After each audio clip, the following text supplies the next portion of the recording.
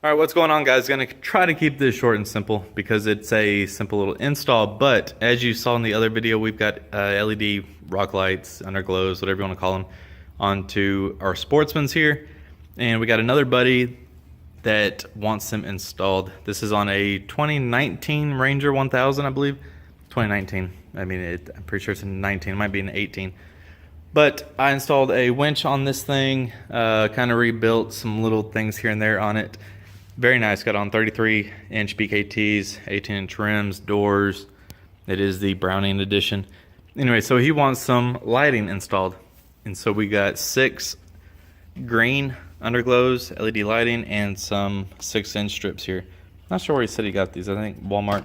Believe it or not, guys, don't really be too hesitant on the cheaper LEDs, like especially rock lights, LED strips. I mean, in the grand scheme of things, it is just an LED. LEDs are cheap to make, they're easy to produce, they're easy to sell. So that's actually what we're running on these Sportsmans here, is the Amazon brand. I think they're like 25 bucks for 4 pods, and they are bright. And they're all sealed up according to the back side of them. I mean, they're sealed up as pretty much these are. They all have a nice epoxy back end on them. They're all epoxied at the wire. So for the price, you really can't go wrong with them. So that's what we're going to be installing here. 6 of those. We're going to do 1 underneath each tire, 1 in the front here, whereas the front, I think I'm going to put it on this angle piece right below this so it shines down. That's where, say, the third one will go.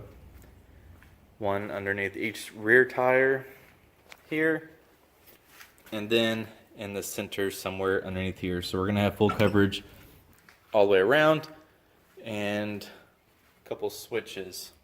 We got 3 switches here. We're going to do probably 2 there, 1 for the underglow, 1 for the dash lights, and then soon, as you can tell there's already a spot there for another pod, which I think is going to get a white one or so, so that will go there with another switch, probably in one of those locations. Going to also be upgrading the battery to probably a PC 925, and this is why I say to keep the stock snorkels. I can use these as a direct tube. These are the factory snorkels. And they got a tube that goes all the way down, all the way to the back. Which, let's see if we can, since this one is snorkeled, those tubes are still there. And probably can't see, but they're dumping out like right there in front of the motor. That's gonna be our channels to run wires and everything. But here's what I use to install the wires, or the lights. Of course, we got the lights. As you saw here, it's just a simple 3 LED rock light. Some of them come with 2 different mounts. They come with a flat mount like this, and then the roll cage mount, which is that one, which is a little bit curved. That's going to fit over your roll cage. Of course, it won't work on the roll cage for like all this stuff, because it's channeled differently for Polaris' lock and ride system. But underneath here, that's going to fit in there perfectly. As you can see there, it's curved for that purpose. So we're going to put those kind of at a 45 or so, like that, coming out the front. These will just be put on there with some maybe zip ties. He actually bought a little bit of Gorilla Glue for it to mount a little bit better. Wires, switches, heat shrink.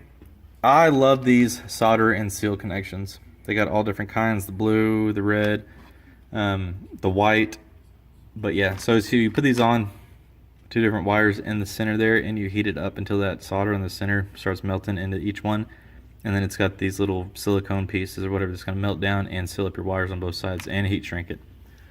As a little added protection, I always do these, and then I cap it and cover it with regular old heat shrink. It just looks better because I don't like really seeing colors. I like it all being simple and smooth with the same color. So that's what I do, and also adds another layer of protection. These are the tools. 3 different types of strippers. I actually use this one to strip smaller wires. I use this one to strip bigger wires. I crimp with just these on the big ends. Crimp with these on the smaller ends. Cut my heat shrink and invest in one of these. This is of course, jet for butane, and then you can turn down your flame. And then also go to a lighter if you want.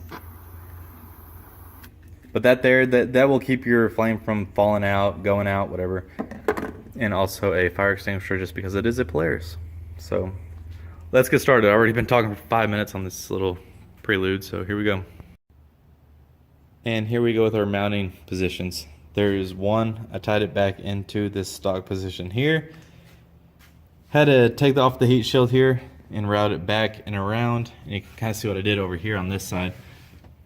Take that one out, route through all the little, cross members and everything, so your wires aren't gonna be hanging. Bring it down, tie it into your third one right there. And so when all the wires come down, that's where it's gonna be.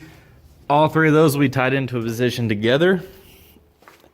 Come up in the front, there is one, which you're gonna use your stock grommet for.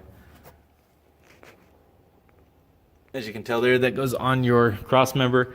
On this one here, I just centered out the position in the front this little cross member here. As you can see, that goes there. Now let's see if we can get you a little position there. Right in the center of the, say A, which that's where it's at. Same on that side. And okay, so this customer's about to come pick this up, and for some reason, some of the little wiring videos and everything that I had in between, I guess I didn't save them, or they got deleted somewhere, but this is kind of the final. I mean, you saw the install and where everything went, but as far as wiring, that's what I was talking about, bringing it up through there, tying into there, bringing it on over, running up that loom.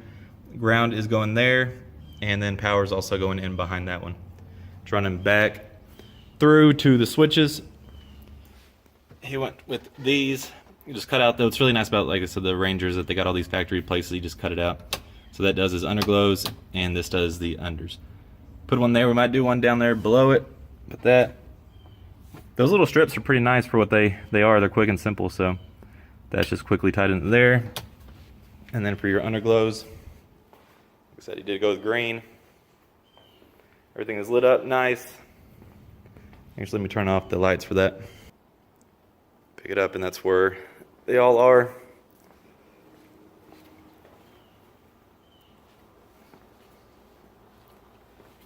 Plenty of light back here. The green's actually pretty nice. I had green on a Sportsman 500 one time. Liked it a lot, but all the wires, like I said, are just ran up. Yeah, you can't even see it though. I'm not going to open it up because this tailgate does not work. It doesn't latch worth a crap. I don't know. I mean, I took it apart. The springs just seem weak. I don't know. It's all plastic. That goes in the metal sliders with plastic housings and everything. I think it's just worn out. So all this crap fell out of the bed when I opened it up. But yeah, quick little install for just some lights. Good accenting, good placement. I like all the placements. Yeah, pretty simple. That's actually all the pile of crap that fell out too, but ready to go back to the customer.